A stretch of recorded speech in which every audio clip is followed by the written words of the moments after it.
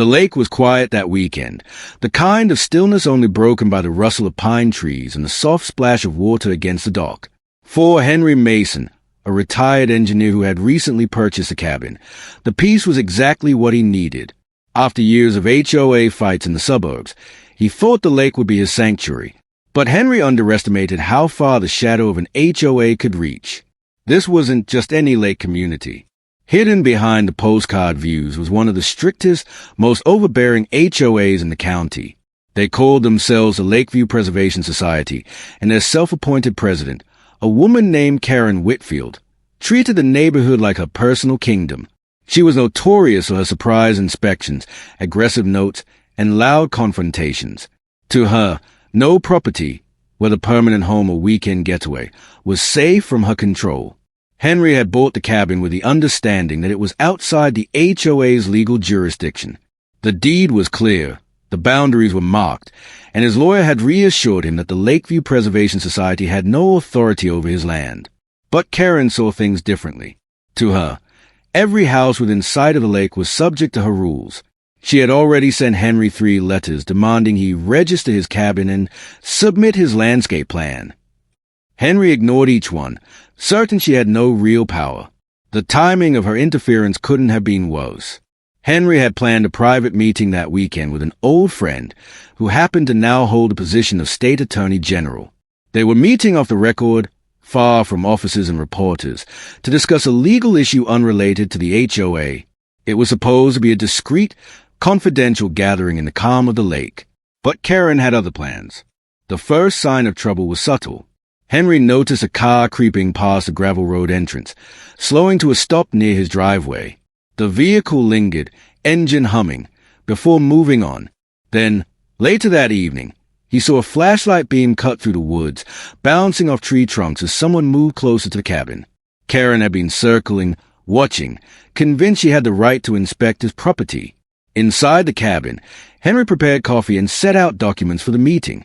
The atmosphere was calm, though beneath it ran a current of anticipation. He knew Karen was capable of crossing boundaries, but he didn't expect how bold she would be.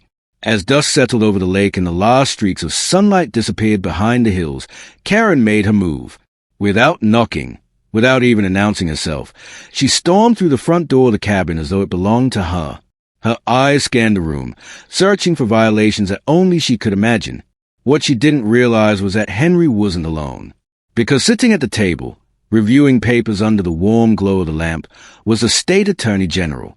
The break in silence was instant, the air charged with tension. And in that moment, Karen's intrusion became more than just an HOA annoyance. It became a legal nightmare waiting to unfold. For a moment, the cabin was frozen in silence. The sharp sound of the door slamming against the wall still echoed as Karen planted herself in the room, hands on her hips, eyes blazing with the entitlement that had made her infamous around Lakeview. She was too caught up in her own mission to recognize the gravity of what she had just walked into. Karen had spent years cultivating power through intimidation, harassing homeowners into compliance, and bluffing her way through legal gray areas. She assumed everyone feared the HOA because nobody ever pushed back hard enough. And now, barging into Henry's cabin, she thought she had cornered another victim. What she didn't know was that the man sitting at Henry's table wasn't just another homeowner. The State Attorney General was a lifelong friend of Henry's, someone who had agreed to meet privately to discuss a separate legal matter.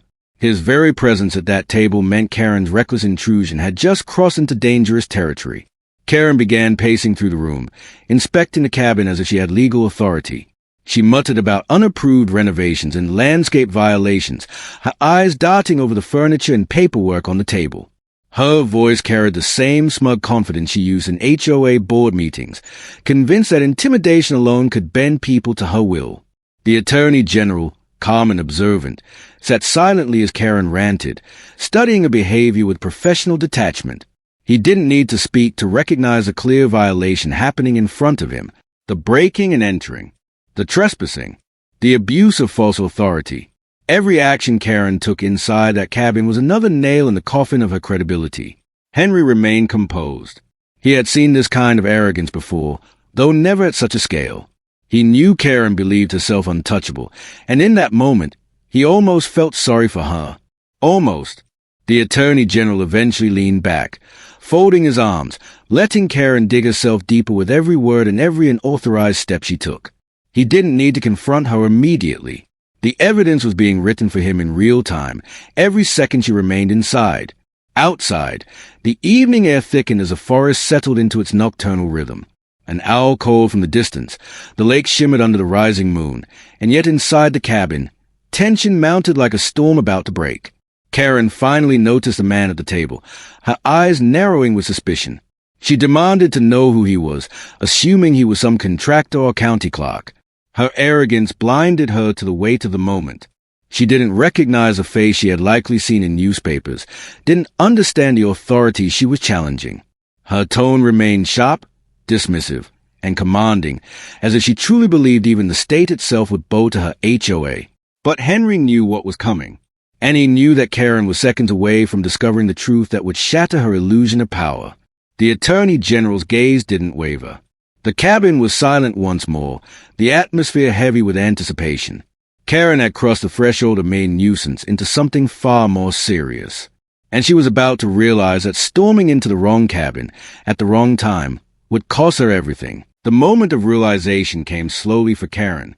At first, she continued her tirade, waving her hands and rattling off rules from the Lakeview HOA handbook as if they carried the weight of state law. But when the Attorney General finally rose from his chair, the room shifted.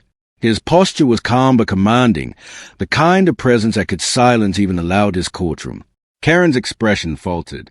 For the first time, her confidence wavered as recognition flickered in her eyes. The smug certainty drained into unease and then into panic. She had barged into a private cabin without permission, trespassed on land that was clearly outside her jurisdiction, and now stood face to face with the highest-ranking legal authority in the state. The Attorney General didn't raise his voice. He didn't need to. The weight of his presence was enough. He calmly noted every detail of her intrusion, the way she forced her way in, the baseless accusations, the reckless assumption of power. Each moment was mentally catalogued, each offense carefully measured against the law. Karen tried to backpedal, stammering excuses about community safety and neighborhood standards. But her words carried no authority here.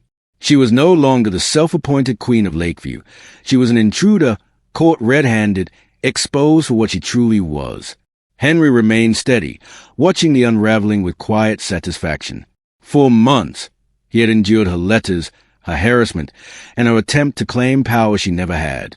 Now, the tables had turned, and Karen was being held accountable not by another neighbor, but by the very office that had the power to dismantle her false reign. The Attorney General didn't dismiss her actions as petty HOA politics. He treated them for what they were, a violation of property rights, a breach of privacy, and a misuse of authority. In his eyes, Karen's behavior represented a larger problem, one where overzealous individuals in small positions of power trampled the rights of those they claimed to save. And this time, she had gone too far. Karen's exit from the cabin was not triumphant. She left in silence, her earlier bravado shattered, the weight of impending consequences hanging over her. The air outside was cold and biting, and for the first time, she looked small against the backdrop of the towering pines. Henry closed the door behind her, the cabin returning to its calm, steady quiet. The Attorney General sat back down, his expression thoughtful but resolute. He assured Henry that this wasn't the end. It was the beginning of a process that would expose Karen's abuse of power and protect the community from further harassment. In the weeks that followed, word spread quickly through Lakeview. Karen was investigated, her behavior scrutinized, her authority dismantled piece by piece. Neighbors who once feared her now saw her for what she was, a bully who believed she was untouchable. And Henry's quiet stand, backed by the highest legal authority in the state, became a story told over campfires and shared in whispers at the local diner. The lake returned to its stillness. The cabin once again became a place of peace. And Karen, stripped of her power, was left with the one truth she could never ignore. When arrogance meets accountability, there is no escape. Do you like HOA stories? Please subscribe my channel.